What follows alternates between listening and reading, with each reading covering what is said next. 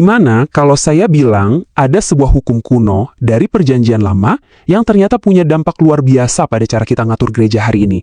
Nah, kali ini kita akan bedah tuntas sebuah teks yang sering banget dipakai untuk ngomongin tata kelola gereja modern, Imamat pasal 18. Kita akan lihat bareng-bareng gimana hukum ini diterapkan, atau mungkin kadang-kadang disalahgunakan dalam konteks otoritas gereja zaman sekarang. Oke, untuk memulainya, coba deh kita pakai sebuah gambaran yang sederhana tapi kuat banget. Bayangin Anda lagi berdiri di sebuah persimpangan.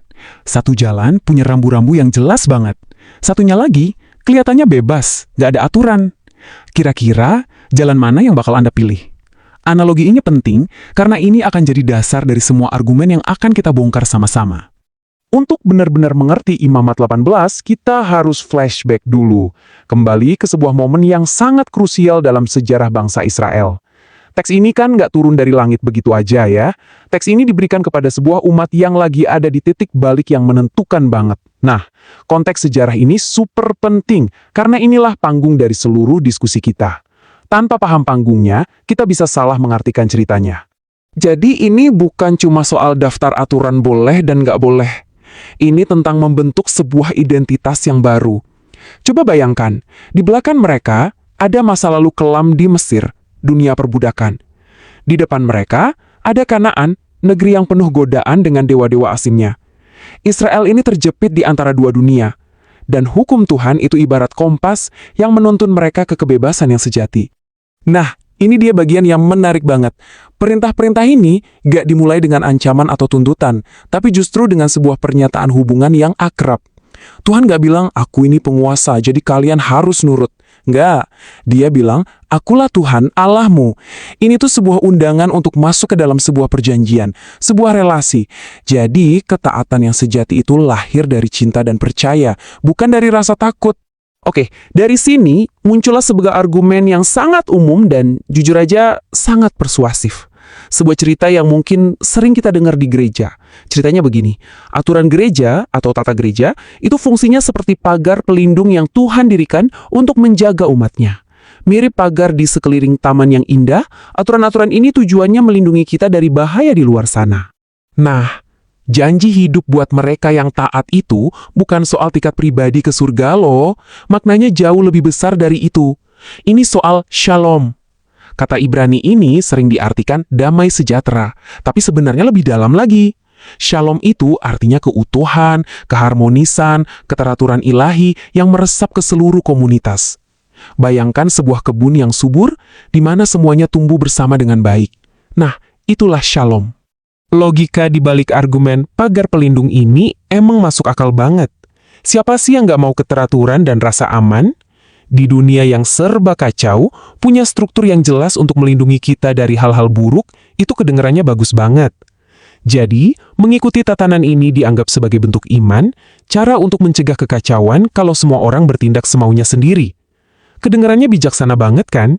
Tapi, disinilah kita mesti hati-hati. Pagar yang tadinya diniatkan untuk melindungi bisa dengan sangat mudah berubah jadi tembok yang mempenjarakan. Mari kita masuk ke titik paling kritis dalam analisis kita. Kita akan lihat gimana analogi yang kelihatannya sangat membantu ini justru bisa jadi berbahaya.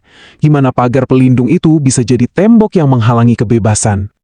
Di titik inilah kita harus berani mengajukan pertanyaan yang paling mendasar. Emangnya kita lagi membandingkan dua hal yang setara? Apakah tata gereja yang dirumuskan oleh manusia punya otoritas yang sama persis dengan hukum Musa yang diwahyukan langsung oleh Tuhan? Jangan-jangan, tanpa sadar, kita udah meninggikan tradisi manusia setara dengan firman Tuhan? Dan slide ini nunjukin inti masalahnya dengan jelas banget. Mencampur adukan hukum ilahi dengan peraturan buatan manusia, itu sebuah kesalahan fatal. Ibaratnya, kita mencampur emas murni dengan timah. Yang satu itu firman Tuhan yang abadi dan mutlak. Yang satunya lagi itu cuma alat buatan manusia yang bisa salah dan berubah. Kalau kita menyamakan keduanya, kita membuka pintu lebar-lebar untuk penyalahgunaan kuasa. Nah, inilah bahaya sesungguhnya. Cara berpikir seperti ini bisa menciptakan sebuah sistem yang kebal kritik. Sistemnya jadi seperti mesin yang jalan sendiri dan setiap usaha untuk mempertanyakan atau memperbaikinya dianggap sabotase. Kritik terhadap tata gereja disamakan dengan pemberontakan terhadap Tuhan. Suara-suara yang menyerukan perbaikan malah dibungkam. Ini bahaya banget. Dan ini bukan cuma masalah teori abstrak loh, sejarah sudah mencatat dengan sangat jelas apa yang terjadi ketika struktur gereja menjadi sesuatu yang gak bisa disentuh atau dikritik. Yuk kita coba buka lagi lembaran sejarah dan lihat sendiri konsekuensi dari pemberhalaan terhadap sistem. Gerakan reformasi itu bukan pemberontakan untuk menciptakan kekacauan. Justru sebaliknya, itu adalah perjuangan heroik untuk membebaskan gereja dari sistem yang korup dan tidak bisa dikoreksi. Itu adalah teriakan untuk membawa gereja kembali pada fondasi sejatinya, otoritas Alkitab. Jadi masalahnya bukan pada ada atau tidaknya tata gereja, tapi pada tata gereja yang sudah memperbahalakan dirinya sendiri dan tidak lagi tunduk pada firman Tuhan. Prinsip dari reformasi ini, Ecclesia Semper Reformanda Est, bukan sekedar slogan kuno dari masa lalu ya. Ini adalah panggilan yang hidup dan relevan banget buat gereja di setiap zaman. Ini pengingat bahwa nggak ada sistem buatan manusia yang sempurna dan final. Setiap struktur, setiap tradisi, setiap aturan harus selalu siap untuk diuji, dikoreksi, bahkan dibongkar oleh terang firman Tuhan. Oke, setelah kita lihat bahayanya, terus gimana solusinya? Gimana caranya kita bisa membangun model yang lebih sehat? Gimana caranya kita bisa menghargai keteraturan tanpa memberhalakannya? Gimana kita bisa bangun gereja yang kuat tapi tetap rendah hati, terstruktur tapi tetap fleksibel? Titik awalnya adalah sebuah revolusi dalam cara kita memandang otoritas. Seringkali, gereja menempatkan dirinya sebagai pusat dan firman Tuhan seolah-olah mengorbit di sekelilingnya. Gereja yang sehat justru membalik tatanan ini. Otoritas tertinggi itu bukan sistem, bukan tradisi, bukan pemimpin, tapi firman itu sendiri. Gereja harus mengorbit mengelilingi firman, bukan sebaliknya. Simple. Urutan yang benar, ini ibarat rantai komando yang sehat.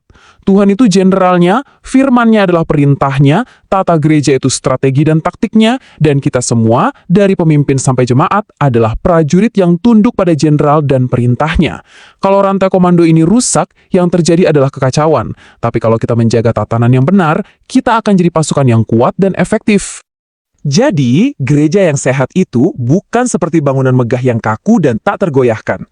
Ia lebih mirip seperti pohon yang hidup dan terus tumbuh. Ia nggak takut sama angin kritik dan koreksi, karena akarnya tertanam kuat dalam firman Tuhan.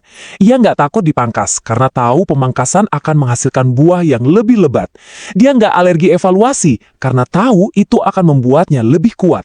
Pada akhirnya, Imamat 18 menantang kita semua untuk bertanya dengan jujur pada diri kita dan gereja kita.